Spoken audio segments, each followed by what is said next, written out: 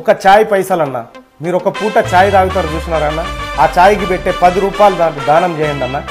మీకు ఎంత వీలైతే అంత. ఎక్కడ దానం చేయాలంటే నేను కింద ఫోన్ నెంబర్ పెడతా ఉన్నాన్న.